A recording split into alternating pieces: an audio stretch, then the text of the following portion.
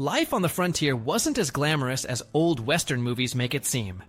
Cowboys, lawmen, and outlaws carried their guns in ways that actually worked for long rides, rough work, and sudden danger. Every holster, strap, and hiding spot came from real needs, not style. From saddle rigs to secret pocket pistols, each method told you something about how people really lived and survived in the Old West. Number 1. The classic hip holster. The picture most people carry in their heads is a revolver riding low on a wide leather belt, with the grip begging for a fast draw.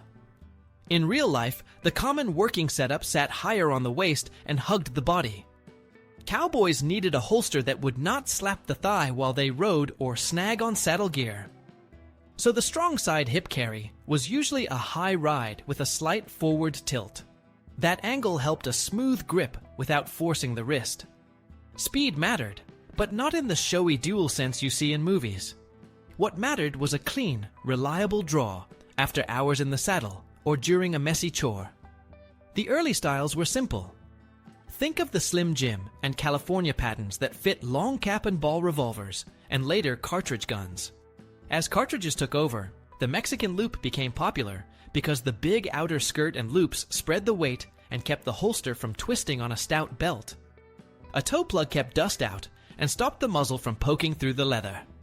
Many holsters had a thong or small strap over the hammer to hold the gun in during a hard gallop. Some cowboys tied the bottom of the holster to the leg with a thong to cut bounce. That was practical, not flashy.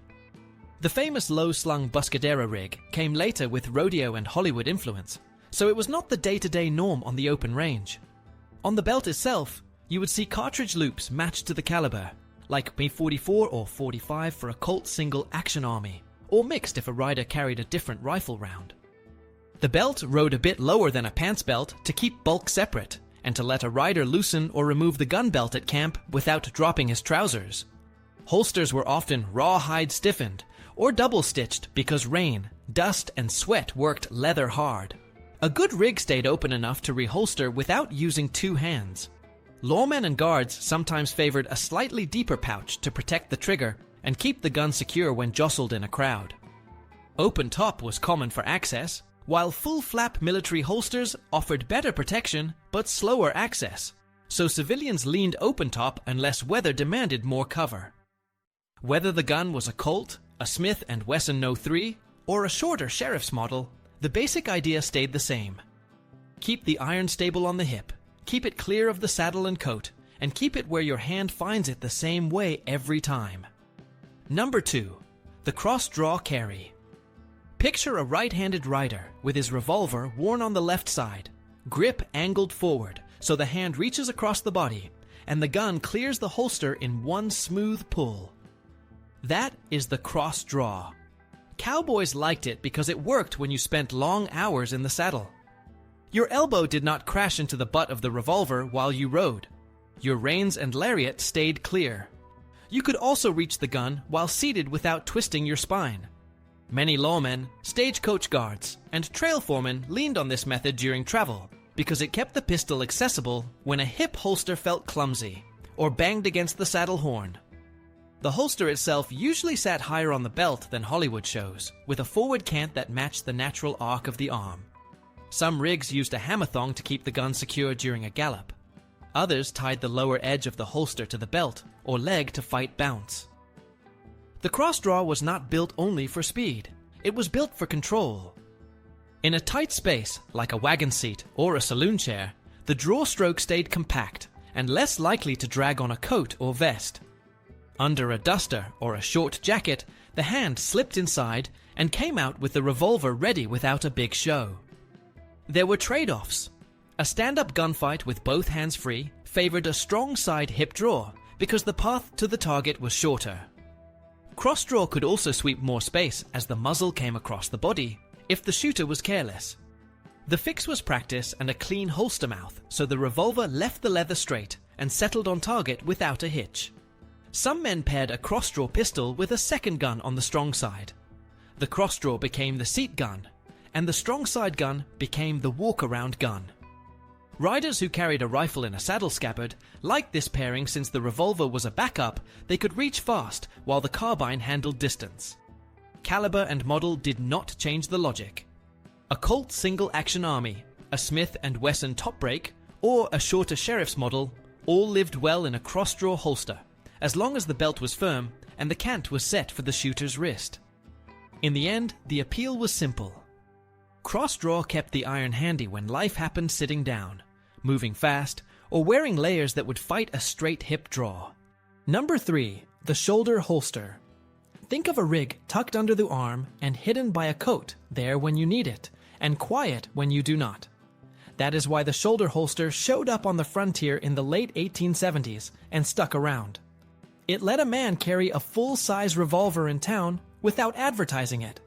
Lawmen working plain clothes, Pinkerton operatives on rail lines, and gamblers who lived in crowded rooms liked that blend of access and discretion. The setup varied a lot. Some rigs carried the gun vertically with the muzzle down.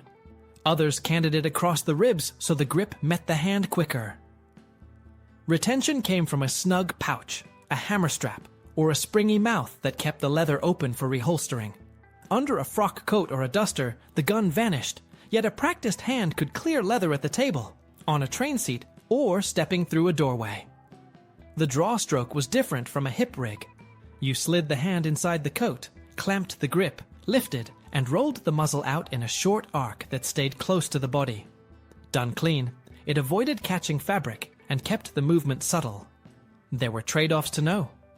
A heavy six-shooter could dig into ribs on long rides, and the harness could rub under the shoulder if the fit was poor. Horseback work still favored a belt or a saddle scabbard, so many users wore a shoulder rig in town and switched to a hip or cross-draw rig on the trail. Design kept evolving. Early frontier versions were simple leather slings with a pouch. By the turn of the century, makers added cross straps and keepers that anchored the holster to a belt for stability. Later patents formalized what cowboys and detectives had already learned through sweat. The idea was not born in the gangster era, even if movies made that image famous. Period photos, museum notes, and surviving rigs show that concealed shoulder carry was part of the Old West toolkit, right beside hip holsters and pocket pistols. If you picture a detective's suit with a Colt 1870 Sven or a short-barreled single-action riding under the left arm, you are close to reality. It was a practical choice for crowded rooms, for travel, and for anyone who needed a serious handgun without the constant stare that came with a visible belt rig. Number 4. The saddle holster. Out on the trail, a sidearm on the belt could thump your leg, snag on reins, and wear a sore spot by noon, so a lot of riders shifted their main iron to the horse. The saddle holster was really a family of carry methods built around the rig itself. Early on, you see paired pommel holsters for pistols hanging over the horn on military and frontier rigs. They kept a handgun protected and ready without beating up the rider. As revolvers and cartridge guns became the norm, many cowboys still chose a scabbard on the saddle for long days because it carried weight better and kept dust and rain off the gun. The typical scabbard was a deep leather sheath strapped to the front and rear rigging, so the butt sat forward where the hand could find it fast. Angle mattered because a forward butt let you pull the gun without twisting your shoulders. For a lot of cowboys and lawmen, the true workhorse in that scabbard was not a revolver at all, but a short rifle or carbine. A Winchester lever gun, or similar carbine, lived in a saddle scabbard because it hit harder, reached farther, and doubled for hunting. The revolver on the belt became a backup, while the carbine handled trouble on open ground. Stagecoach guards leaned into this logic with short double-barrel coach guns that stayed accessible from the box seat. Scabbards were built stout for a reason. Trail grit can grind steel and wet leather can collapse, so makers used thick hides, stitched or riveted mouths, and long bodies that shielded most of the barrel. Straps kept the scabbard tight to the saddle tree, and some riders tied a thong to the guard so the gun did not bounce free at a lope. The setup also changed with the job. A drover on a long push wanted a quiet rig that never fought his lariat. A deputy riding town patrol might tuck a rifle in the scabbard and leave a pistol high on the belt. Soldiers and scouts mixed systems, pairing flap holsters on the person for weather protection with saddle scabbards for carbines. What rarely shows up in period evidence is the flashy, low-slung movie rig on horseback. That style came later with exhibition shooters and film. The everyday trail solution was plainer and smarter. Put the long gun where the horse can carry it, keep the draw angle natural, and let the belt pistol fill the gaps when you dismount or walk into a crowd. Number 5. The belt and suspenders combo. Picture two different jobs happening at once. One belt keeps your trousers where they belong. Another belt carries the heavy iron and a line of cartridges. That split was normal across the Old West because it solved a daily problem. A work belt had to flex when you climbed, bent, or swung into the saddle. A gun belt had to stay firm so the holster did not drift and the loops did not spill rounds. Cowboys often wore suspenders for the pants and then added a separate gun belt over the shirt or over a vest. The suspenders took the strain off the waist so the gun belt could ride a little lower and sit where the hand found the grip the same way every time. Many gun belts were wide and soft like a money belt that spread weight across the hips. Some were stiffer with a skirt and drop loops that held a holster steady. The cartridge loops were sized to the caliber, and a lot of riders matched pistol and rifle rounds to make life simple. If you carried .44-40 in the Winchester, you filled the belt with the same .44-40 for the revolver. That saved space and time when you were wet, cold, and tired. Small details mattered. A good belt used a strong buckle and often had keepers to stop the tongue from working loose at a trot. Some men tied the bottom of the holster to a leg thong so it did not bounce or roll. Others added a hammer thong or strap over the grip to keep the revolver from hopping out on a hard run. When camp came, you could unbuckle the gun belt and hang it on a saddle horn or a bedroll without fighting your pants. That is the quiet logic behind the combo. Everyday work put dust, sweat, and rain into the leather, so better rigs had double stitching and an open mouth that kept its shape for one-handed reholstering. The higher pants waist of the period also helped. With trousers held up by braces, the gun belt could float at the level that made the draw clean and repeatable. Lawmen, guards, and trail bosses often adjusted that position as their day shifted from riding to walking. You might tighten the gun belt before heading into a crowded street where a loose rig could snag on a coat. You might loosen it for a long ride so the buckle did not bite. None of this was for show. The combo was a way to carry real weight all day without bruising your hips or losing your draw stroke when trouble forced your hand. Number 6. The concealed pocket gun. When a visible six-shooter drew too many eyes, many folks in the Old West carried something smaller that vanished into everyday clothing. Think of short double-barrel derringers, tiny spur-trigger revolvers, and compact top brake pistols that slipped into a vest or coat pocket without dragging the fabric. Saloon keepers liked them because a bulky belt rig got in the way behind the bar. Gamblers and shopkeepers kept them close for quiet insurance when a deal turned ugly. Lawmen used them as a last-ditch backup when the main revolver ran dry or jammed. The idea was simple. Keep a close-range tool where your hand already rests and move it without announcing your intent. The common pocket lineup ranged from the Colt 1849 pocket and later metallic cartridge Colts to Smith & Wesson rimfire models in 22 and 32, along with British-style bulldogs in 442 and American copies in 44 and 38. The Remington Double Derringer in 41 rimfire was a favorite because it packed 2 quick shots in a package that weighed little and hid well. Pepperbox pistols lingered in the early period, but metallic cartridge pocket revolvers soon won out for safety and convenience. Clothing made this carry normal. Waistcoats had deep pockets. Coats hung loose. Some men used a small leather pocket holster to break up the outline and keep lint out of the action. Others tucked a short revolver into a boot top or a stitched inside pocket. Women often carried small guns in a muff, a reticule, or a bodice pocket because a belt rig did not suit their clothes or their work. These guns were belly guns for a reason. They were meant for arm's-length defense, not long shots across a street. Barrel lengths were short, and sights were tiny, or nearly absent. At that range, a double action pull or a simple flip of a Derringer barrel did the job. Reload speed varied. Break-top revolvers could swap empty shells fast because the star extractor lifted them at once. Derringers gave 2 shots and then a pause while you poked out cases. Many carriers kept loose rounds in a vest pocket or a small coin purse and accepted that 2 or 5 shots might be all they would ever get in a real fight. Safety habits mattered with old designs. People learned to rest the hammer on an empty chamber or use a half cock notch to guard against an accidental strike. A hammer thong or a snug pocket rig also helped when you climbed into a wagon or rode hard. Town rules played a role as well.